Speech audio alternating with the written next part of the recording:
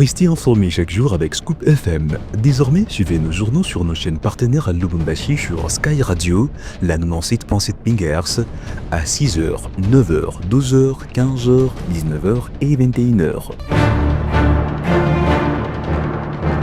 Suivez-nous également sur la radio communautaire Moïseni chaque jour à 9h05, 10h03 et 21h juste. Le journal du Scoop FM passe aussi sur Kipushi 24 Radio à 8h30, 12h30, 16h juste, 18h30 et 21h30.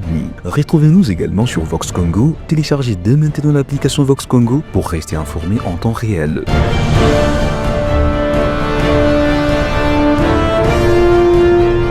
Scoop FM, suivez-nous sur notre page Facebook et sur notre chaîne YouTube pour tout savoir sur l'actualité locale, provinciale, nationale et internationale. Scoop FM, la neutralité réelle. La neutralité réelle.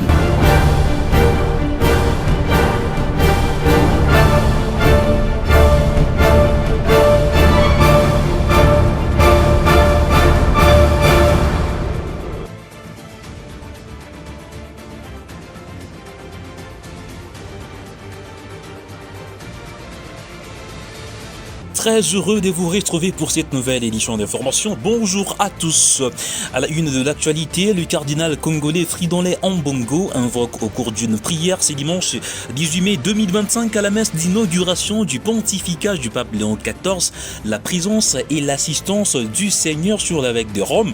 Nous y reviendrons dans cette édition du journal. Et puis à Lubumbashi, les domiciles de Robert Kidiaba et Espace Kidiboaki au Bel Air complètement vandalisés par de jeunes s'y réclamant d'un parti politique au pouvoir.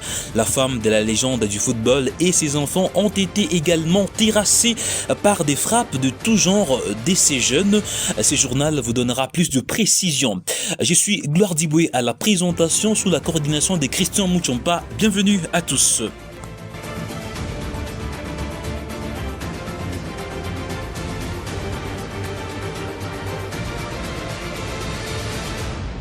Ouvrons ces journaux par cette information. Des députés nationaux Joseph Nkowembo a adressé une question orale avec débat au directeur général de la Caisse nationale des sécurités sociales des agents publics de l'État, CNSAP en sigle, Junior Mata, sur un présumé détournement de plus de 20 millions dans l'acquisition de 3 immeubles. L'élu des Sankoro veut adresser cette initiative en avoir les cœurs nets sur des informations auprès des gestionnaires de la CNSAP en vue de garantir la transparence dans l'utilisation des fonds publics.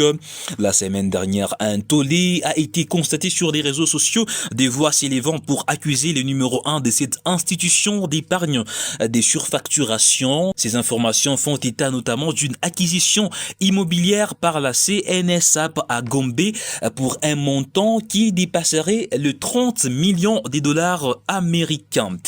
Et puis, lors d'une déclaration faite par les évêques de la Conférence épiscopale nationale du Congo, Senko en sigle, sur la situation sécuritaire dans l'est de la République démocratique du Congo, il a été exprimé que le moyen consenti par le gouvernement pour répondre à l'effort de guerre impacte négativement l'économie du pays et affecte la vie des Congolais, surtout ceux de l'est du pays. Écoutez les secrétaires de la Senko, Monseigneur Donatien Cholet, dans cet extrait choisi par Gracia Akilimali. Au plan socio-économique et humanitaire, les moyens consentis par le gouvernement pour répondre à l'effort de guerre impactent négativement l'économie du pays et affectent la vie des Congolais, surtout ceux de l'Est du pays.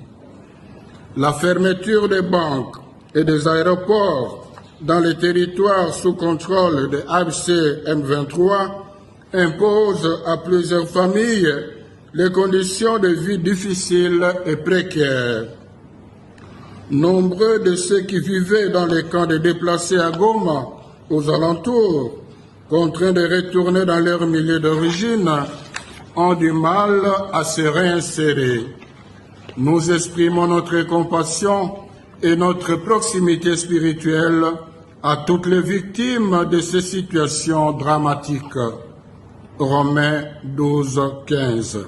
L'actualité en brève, notamment dressant les bilans provisoires des affrontements ayant éclaté à cause du leadership et du partage des butins le week-end dernier entre le faction Mobondo dans une ferme isolée près des Kinsele sur la route nationale 17. Le FARDC a signalé 3 morts dont les colonels autoproclamés envoûtés alias B52. Le chef des Mobondo B52 a été décapité par des assaillants Mobondo Dadi après d'intenses combats ayant fait conduite à un déplacement massif des populations locales.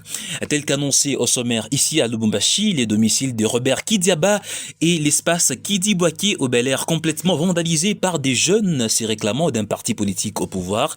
La femme de la légende du football et ses enfants ont été également terrassés par des frappes de tout genre de ces jeunes. Suivez.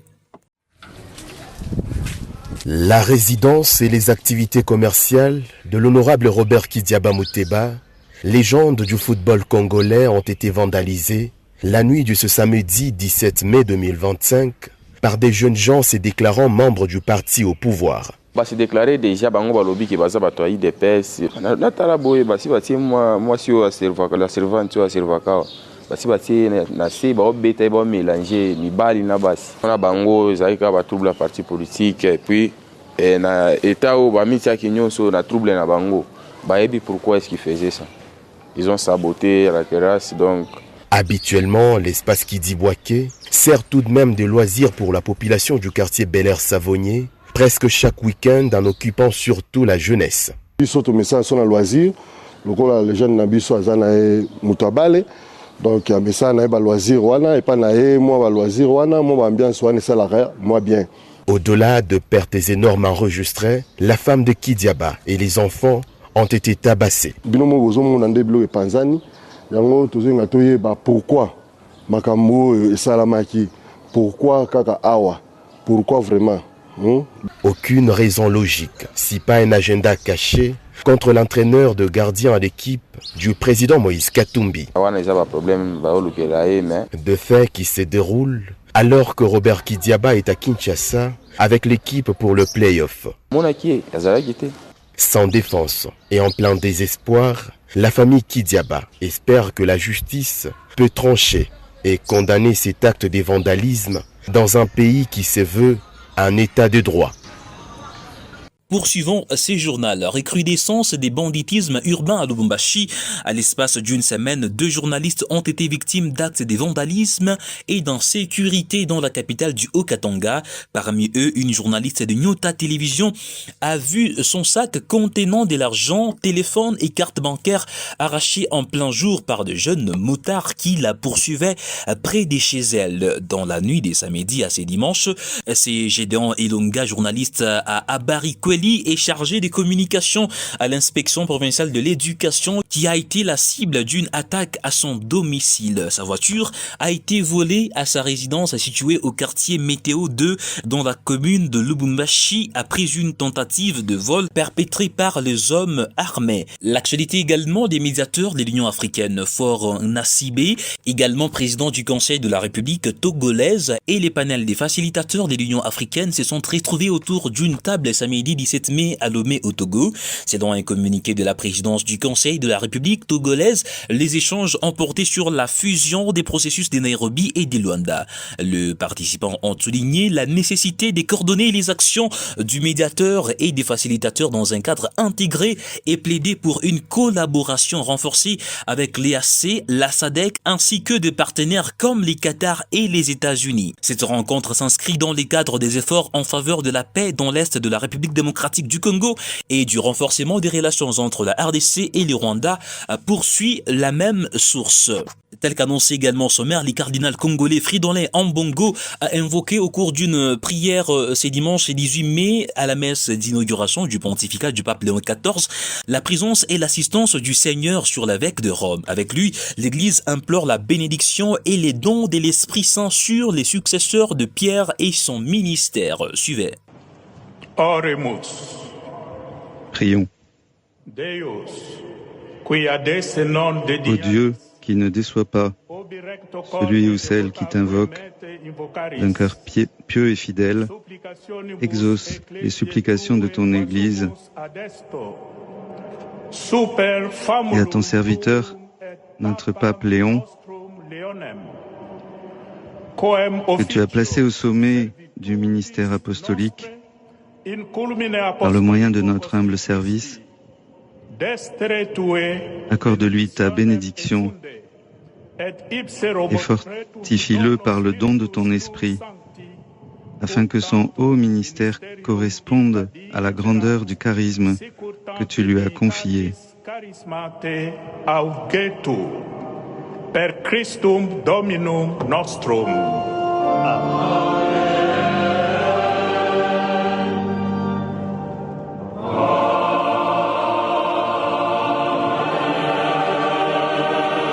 Le cardinal congolais Fridolin Ambongo dans cet extrait. Et puis, avant de finir avec cette édition du journal, mesdames et messieurs, place à la revue de presse. Mesdames et messieurs, bonjour et bienvenue à cette revue de presse qui s'ouvre par ces titres de Mediacongo.net. Nord Kivu, l'explosion d'une grenade fait 2 morts et plusieurs blessés à Beni. 2 civils ont perdu la vie et d'autres blessés le samedi 11 mai dans l'explosion d'une grenade larguée par inadvertance par un élément de forces armées de la République démocratique du Congo au niveau de la localité de Bakila Tinambo, non loin de la commune d'Oisha, chef-lieu du territoire des Beni au Nord Kivu. La bourgmestre de la commune d'Oisha, Kavira Mwenge, qui rapporte la nouvelle à Actu30.cd, fait savoir que des blessés poursuivent le soin dans une structure sanitaire de la place. Radio Okapi.net de sa part titre « Détournement de la solde des militaires de FRDC au Sud Kivu, un officier en fuite ». Le fonds destiné au paiement de la solde des militaires des forces armées de la République démocratique du Congo engagés sur le front dans le sud de la province du Sud Kivu ont été détournés. Cette alerte a été lancée par les commandants de la 11e brigade dans un communiqué consulté par Radio Okapi ce dimanche 18 mai. Dans un fax adresse aux différents chefs d'unité militaires de la région, les commandants des brigades demandent à toute personne apercevant les présumés auteurs de ces détournements, les colonels Nkulu Kilingi Delphin, de procéder à son arrestation et de le remettre à l'auditorat militaire le plus proche, poursuit ces médias en ligne. Finissons avec ces titres de Radio Okapi.net. Kalemi, plus de 800 cas de choléra et 8 décès enregistrés depuis les débuts de l'année. La zone de santé de Kalemi dans la province du Tanganyika fait face à une flambée de choléra. Depuis les débuts de l'année, plus de 800 cas ont été recensés, dont 8 décès selon une déclaration faite ce vendredi 16 mai par Germain Kalunga, superviseur de soins de santé primaire dans la région. Germain Kalunga explique que cette flambée de choléra est en grande partie due aux récentes inondations qui ont entamé les déversements des déchets des latrines dans les lacs Tanganyika et la rivière Lukuga. Une partie de la population consomme ces eaux contaminées. Par ailleurs, les manques d'eau potable au robinet fournis par la régie des eaux aggravent la situation, renchérit ces tabloïds. Voilà l'information qui met un terme à cette revue de presse. Merci mesdames et messieurs de nous avoir suivis. Retrouvons-nous demain pour passer en revue les journaux en ligne.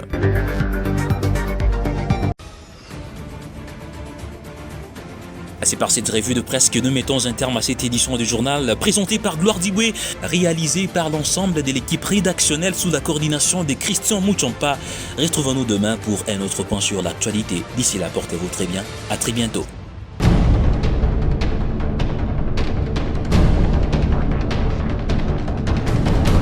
Restez informés chaque jour avec Scoop FM. Désormais, suivez nos journaux sur nos chaînes partenaires à Lubumbashi sur Sky Radio, la 97.7 MHz, à 6h, 9h, 12h, 15h, 19h et 21h. Suivez-nous également sur la radio communautaire Moïseni chaque jour à 9h05, 10h03 et 21h juste. Le journal du Scoop FM passe aussi sur Kipushi 24 Radio à 8h30, 12h30, 16h juste, 18h30 et 21h30. Retrouvez-nous également sur Vox Congo. Téléchargez dès maintenant l'application Vox Congo pour rester informé en temps réel.